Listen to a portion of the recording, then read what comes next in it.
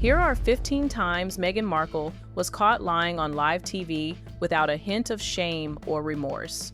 Number 9 will leave you speechless, so make sure you stick around till the end.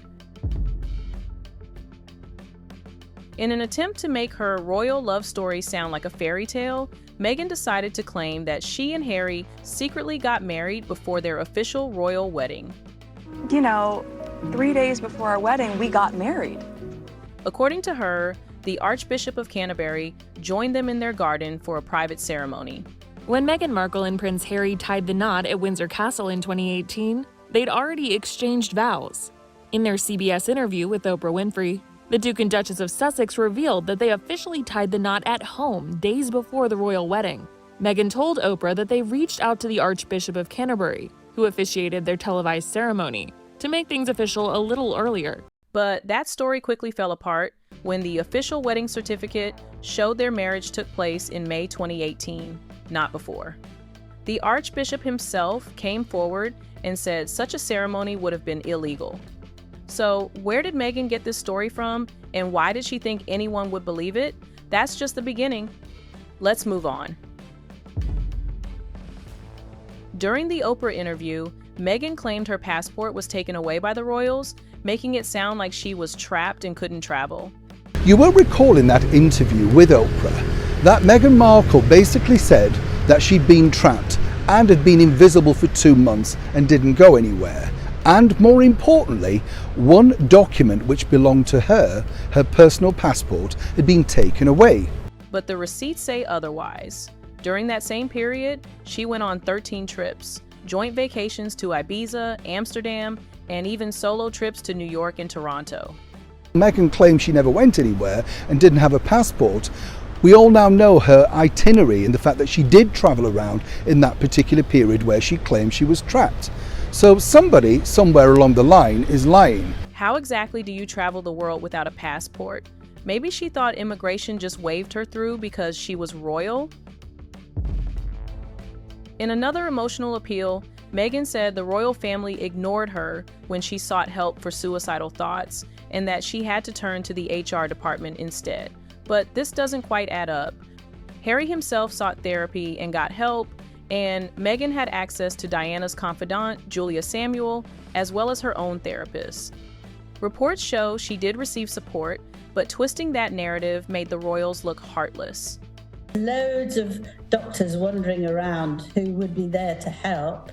Harry was still having treatment for his own mental health. Why didn't he do anything? He felt ashamed. Thank you, Harry. But she was nearly 40 when she was pregnant. And in the UK, women of that age have to see their obstetrician every 3 or 4 weeks. So why didn't she say? The obstetrician is bound to have said, "How are you feeling, dear?" or "Madam," or anything like that. And she could have said. So this is quite obviously, I'm not saying she wasn't depressed, but it's not the fault of the palace at all. During her Oprah interview, Meghan claimed that Kate Middleton made her cry during a bridesmaid dress fitting. It made me cry, and it really hurt my feelings. And I thought in the context of everything else that was going on in those days leading to the wedding, that it didn't make sense. But according to royal insiders, it was actually the other way around. Meghan made Kate cry, and kind-hearted Kate still apologized to her afterward. Kate Middleton is reportedly mortified by claims she made Meghan Markle cry during a wedding feud, as a royal expert alleges she's saddened, disappointed, and... Despite that, Meghan flipped the story to make herself look like the victim. It was a clever PR move, but not a truthful one. This one is just unbelievable. Meghan said she had no idea who Harry was, that she never Googled him or researched the royal family. She even claimed she just asked if he was nice. I didn't know much about him, and so the only thing that I had asked her when she said she wanted to set us up was, I had one question. I said, well, is he nice? Because if he wasn't kind, it didn't seem like it would make sense. But her old friend Ninaki Pretty revealed Meghan had been obsessed with Princess Diana and the royals for years. There are even photos of her as a teen posing in front of Buckingham Palace. So, Clueless? Not quite. Meghan said she was silenced by the firm, unable to speak or act freely.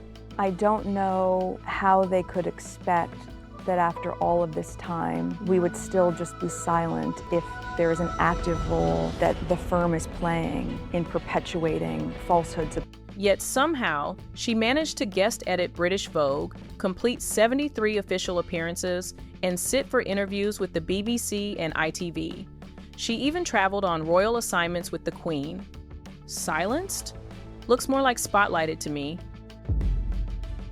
In one interview, Meghan implied she was thrown into royal life with no training at all, not even on how to curtsy or follow royal etiquette. But records show that all incoming royals receive formal guidance. Meghan was assigned an etiquette coach who taught her everything about royal protocols. And now the coach is shocked by Meghan's claims. And her etiquette coach, I didn't know she had an etiquette coach, but she did. And they taught her the ropes before she met the Queen.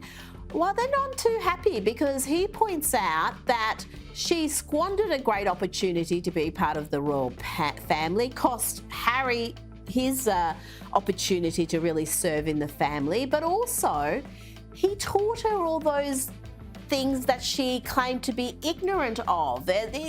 What the coach here claims contradicts Meghan's claims. Meghan's denial of that was just another way to sell the outsider narrative. Meghan claimed their security was removed unfairly when they stepped back as working royals. But she knew exactly how it worked. Once they quit royal duties, taxpayer-funded security was no longer their right. Absolutely not. She has, as we know, talked a load of nonsense. They were protected and would be protected if they were still carrying out the functions of senior members of the royal family. They were free to hire their own protection, which they did. This unfair claim was just another sympathy grab. This one took dramatic storytelling to another level. Meghan claimed that while on tour in South Africa, a heater in Archie's nursery caught fire and there was no smoke detector. She said, "The heater in the nursery caught on fire. There was no smoke detector. Someone happened to just smell smoke down the hallway, went in, fire extinguished. He was supposed to be sleeping in there." She had to leave Archie and continue royal duties anyway. The Duchess says following the fire, she and Prince Harry were then forced to go to another official royal engagement. But there's no record or credible report of such an incident. There were no reports of any fire, which makes her story sound completely false. She accused the Daily Mail of withholding her father, Thomas Markle's paparazzi photo scandal, to hurt her wedding. The tabloids had apparently known for a month or so and decided to hold until the Sunday before our wedding because they wanted to create drama. The Daily Mail immediately responded, saying they delayed publication only to verify facts, which is standard journalism practice. The timing was purely coincidental. Once again, her version of the story didn't match reality. She claimed she was restricted from going out or meeting friends during her time as a royal. But paparazzi photos show her casually shopping at Whole Foods and out on private outings. Even royal insiders said her supposed isolation was self-inflicted. I would go grocery shopping every day. I miss grocery shopping so much, though I'm very much on Instacart. She exaggerated her prison narrative to tug at public emotions. Meghan said their Netflix and Spotify deals weren't planned, that they just fell into their laps after leaving royal life. But that's far from true.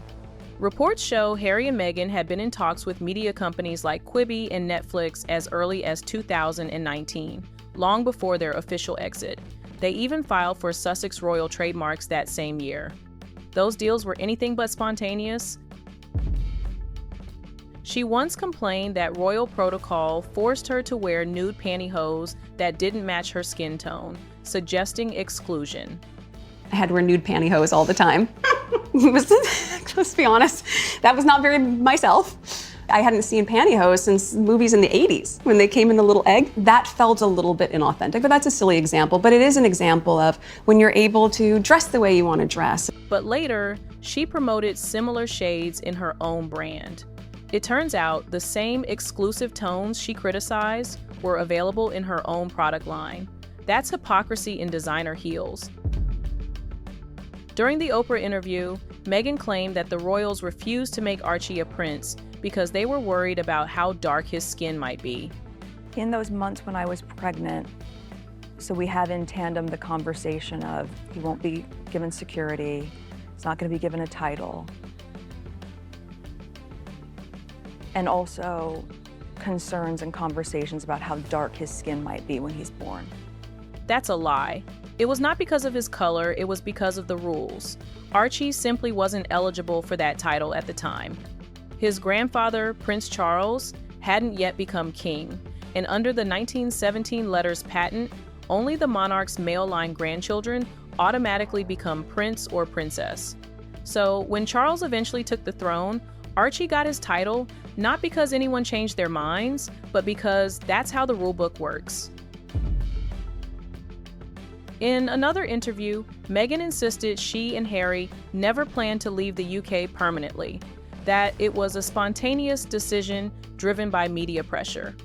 Louise, to be fair, the recent news about Harry and Meghan does seem a little bit all over the place. There's also a suggestion that they moved back to the UK. Yet, documents and insider reports show they were negotiating with media companies months before their exit. They said that they would balance their time between the United Kingdom and North America. However, they soon relocated to the US, have no plans to move back. Harry makes occasional work trips, while Meghan has announced not to set foot in the UK again, with her last visit in September 2022 for the funeral of Queen Elizabeth II. And there you have it, 15 times Meghan Markle lied straight-faced on live TV. From fake ceremonies to made-up sob stories, it's a pattern of exaggeration that just keeps growing. Which of these lies shocked you the most? Tell us in the comments, and don't forget to like, share, and subscribe. See you in the next video.